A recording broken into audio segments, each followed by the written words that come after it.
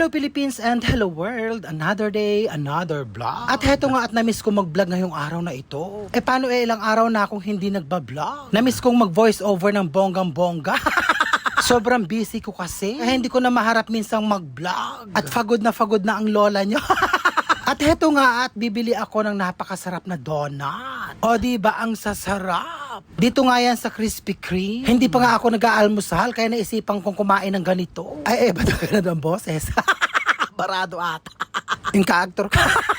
Ay, Apo, wala nang edit, ganon. At nagmamadali nga ako at naglalaba ako sa panahon ngayon.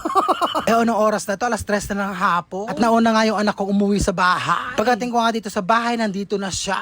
At napakainit nga daw sa labas. Kaya nauna na siya umuwi sa akin. So, yun nga, at nandito nga pala ako sa SM ko. Ano-ano na yung mga pinagsasabi.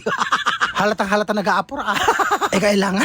Araw nga ng linggo ngayon, kaya napakadaming tao dito sa SM. Hindi na nga sana ako pupunta dito. Magpapahinga na lang ako sa bahay maghapon. Kaya lang maaga ko kasing natapos yung mga gawaing bahay. At saka naisip kong wala pala akong vlog. At merong mga nag-aabang ng vlog ko kahit mailan-ilan lang kayo. O hayan, ipakita ang katawan, tumatama. Kailangan ko nang mag-diet. Mas maganda yung payat. O heto na girl, yung inaabangan mo. At tinatanong nga niya sa akin kung magkano na daw ang kainan dito sa may Yaki Meal. O hayan, nagtaas na naman sila. Kapag kumain kayo dito, sulitin nyo at napagkamahal-mahal. Huwag muna kayong iinom ng maraming tubig para masulit nyo ang bayad. O diba ang mahal? At ayun nga, at nandito ako sa palaruan. At nandito nga yung mga kalaro ko. At syempre, nanalo ako, konti lang. Ipambibili ko ng pagkain namin ni Maron. Pagkatapos nga nagpunta ako dito sa bilihan ng mga laruan. At titingin nga ako para sa anak kong si Lebron. Kasi nga ang bala kong bilhin doon sa dalawang pamangking ko ay iPad. Ang gusto lang naman ni Lebron ay yung ganito. Kaya lang heto nga lang yung available dito. Maliliit baka hindi niya magustuhan.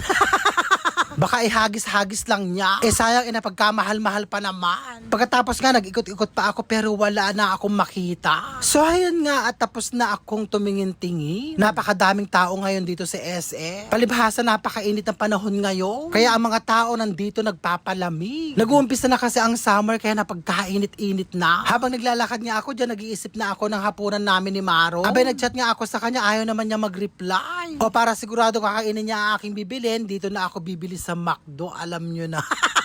Ito lang naman ang paborito niya dito. Ayaw niya sa iba. Heto nga, hinihintay ko na yung order ko. Pagkatapos lilipat naman ako sa kabila para sa akin. Dito naman ang gusto ko. Para konti lang kasi mag-uumpisa na ako mag-diet. Pagkatapos diet ba to, nilalantakan ko yung friends. Paano gutom na ako niyan. At yung Krispy Kreme nga lang yung kinain ko kanina. So heto na nga yung order ko at uuwi na ako ng bahay. Diyos ko Lord, paglabas ko ng mall na pagkainit-init. Alas 3 na nga ng hapon yan. O diba may vlog na ako. So paano yan? Hanggang sa muli, I love you all and I thank you.